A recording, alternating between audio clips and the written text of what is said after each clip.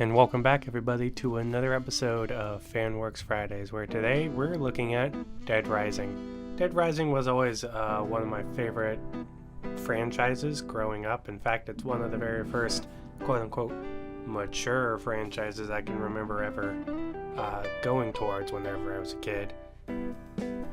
And I turned out fine. But I think it was a good place to start because at one end it is a little more quote-unquote mature, but at another end it's just fun and zany, and it's full of a lot of good lighthearted humor and to a certain degree a lot of good characters. Now, Dead Rising 4 has a different tune to it, but we'll talk about Dead Rising 4 at another time. I promise. So for now, let's just look at some cool fan art and enjoy the good parts. Like this. It's not technically FanWorks, but I guess technically anything that's created by somebody is a fan work, because it's an idea that they're a fan of and that they're putting out there. So, but I think this is drawn or stylized in some way because it looks off, but in a good way.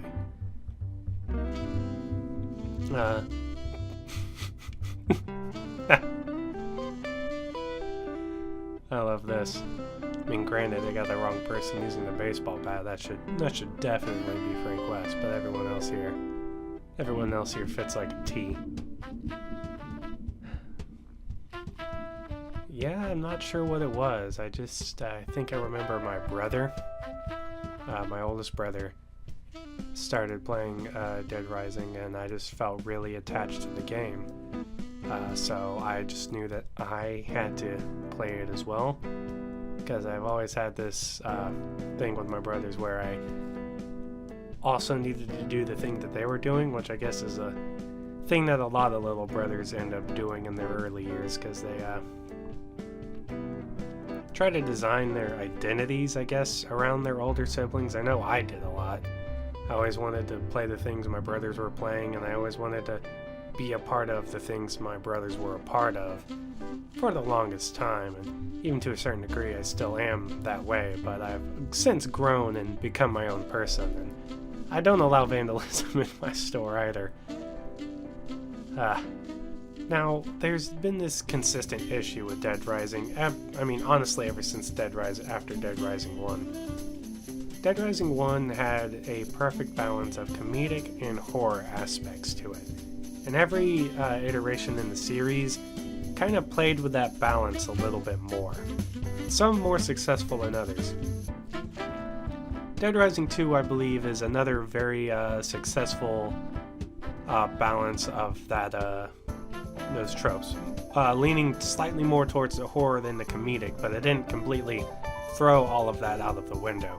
Dead Rising 3 is where the tilt starts to get a little unbalanced in favor of the horror elements of it. They definitely tried to treat Dead Rising 3 a lot more seriously than they treated 1 or 2, especially 1. And then we get to Dead Rising 4, and they kind of like reverse those scales to where they focus too much on the comedy and not enough on the horror aspects. And just ever since 1 and 2, they haven't been able to find that balance again. But I like this. I like the Frank Chuck's super dad combo supporting Nick. Because I like all of the protagonists, and I like them all for different reasons. Frank West being my favorite, and as many of you probably know, playing Dead Rising 4, it hurt to be someone who liked Frank West. But I'll always love the series, despite its relativistic ups and downs.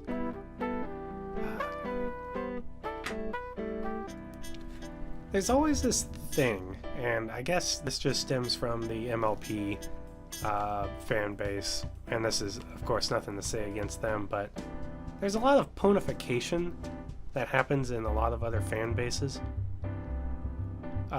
It's weird, because usually the ones that are more down to earth are the ones that usually stay away from the ponification, from my understanding of it, but if it even involves like a touch of magic or a touch of fantasy, is usually when it starts happening a lot. Like, there's a lot of MLP crossover fan art with Steven Universe that I've noticed over the years, but it's odd to see it for Dead Rising. But I like how his cutie mark is a camera.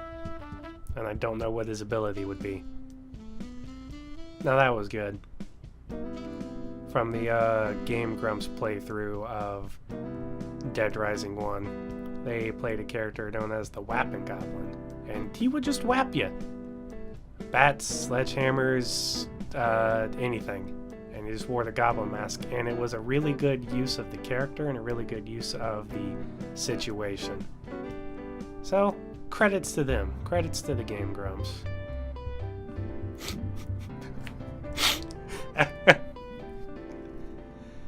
The funny part about this is that with all of the new characters getting introduced for Smash Ultimate here recently, I mean, you got Simon and Richter Belmont, you got Solid Snake who's coming back, Dead Rising and Frank West suddenly doesn't look too unrealistic.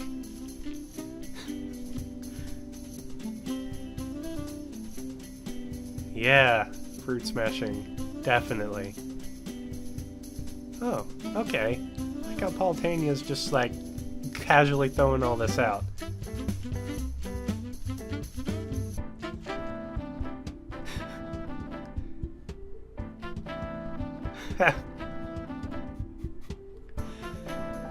Frank West for Smash Ultimate? Definitely. 100%.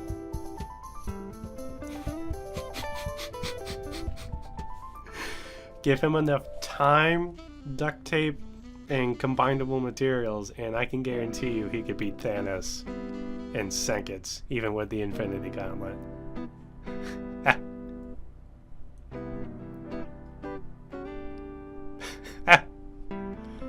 That was such a good playthrough. Let's see. Come on. There's a lot of screenshots, and I love screenshots. There we go. Imagine if that came around to save you. Just a man wearing a Lego Man head mask, Servbot, whatever. A Rat Man, a Rat Man shirt that's too small for him, and child shorts, which then just amounted to Daisy Dukes. That is a sight to see, and at one end, I feel it. I feel those feels. And more Nick, more good boy Nick. Nick is the best little boy. So young, so fresh, so not ready for the world that he was thrust into. But he adapted. Now, that's what I liked about Chuck. Chuck was a sympathetic protagonist. More so than the other two. Frank West, love him, favorite of the protagonists, even despite number 4. But, you know, he was kind of a jerk, but he was a jerk with a heart of gold. And Nick was, you know, sympathetic in a way, but Chuck definitely took the cake with the sympathetic protagonist. And that was definitely one of the things that made Dead Rising 2 feel more alive as a franchise, because Frank West, albeit how very normal he was also kind of like the perfect mold to become the zombie slayer. But Chuck Green kind of already fits into that idea of what you would feel like a zombie series protagonist would be like, you know, tragic past, broken family, probably the handsomest out of the 3, depending on how you feel about Nick. And his love for his daughter is just too pure for this world.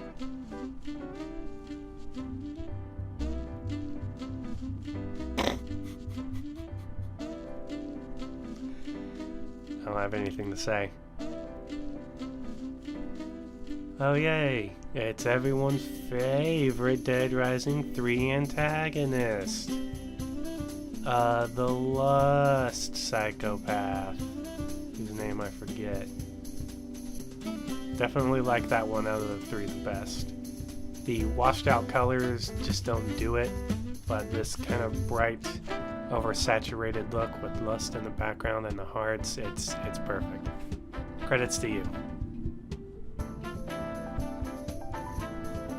The crossover we've always wanted, but this using Nicolas Cage's Ghost Rider. Nicolas Cage's Ghost Rider and that one, just Nicolas Cage's Ghost Rider, and TJ Rotolo for Frank West. Is there a comic? Is this just someone making a comic cover similar to like a Walking Dead comic cover, or is this like an actual comic cover? Oh, I gotta look this up. Oh crap, okay. Something to do afterwards. By the way, apologies if you are hearing any kind of like noises in the background. That is most likely thunder as it tries to pierce through the walls and soundproofing. I'm hearing it. I don't know if you are, but I just want to let you know that it's nothing wrong with technically this recording and nothing wrong with anything on your end. A lot of the Lust psychopath, not a lot of all the other psychopaths. That was not a good feeling. There are very few psychopaths I could say that genuinely like scared me, even whenever I was young and I was going through the game. Chuck Green as a psychopath is one of those psychopaths. He is the psychopath, I would even say, because his introduction cutscene is just so unnerving. Seeing him just so destroyed and broken and torn up inside it. Oh, more Whapping Goblin. Everyone loves Whapping Goblin.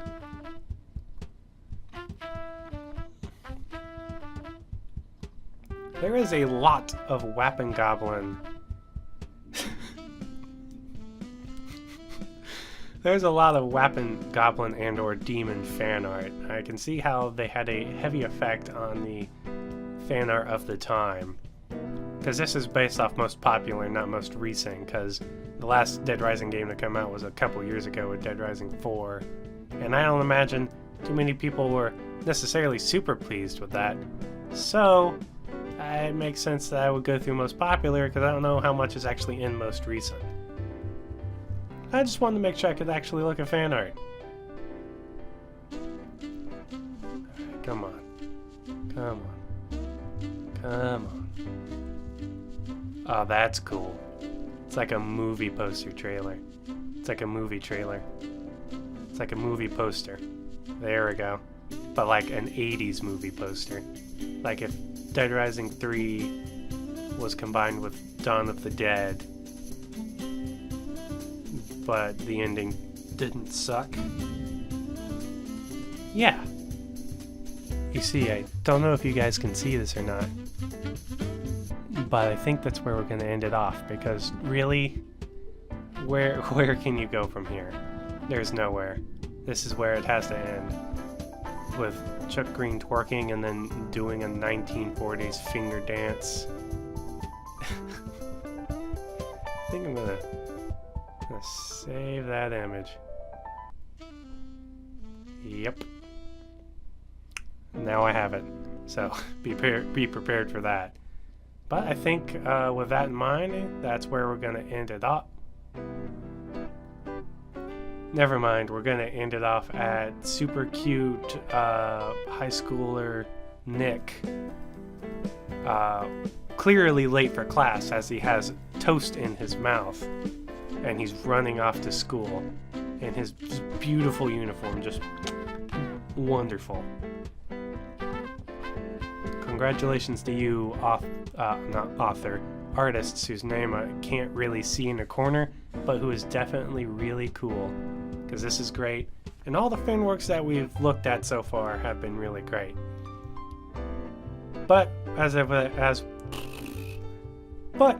with every great thing, it has to come to an end. So thank you everybody for coming along for another delicious, nutritious, and fantastic FanWorks Friday. It's been a pleasure having you look at fan art with me, and I hope to see you here next time, where we read some Dead Rising fan fiction, which is honestly a realm of reality I've never even thought about. Until then, remember, every video is a party, and you're all invited to the next one. Thank you. Have a good night.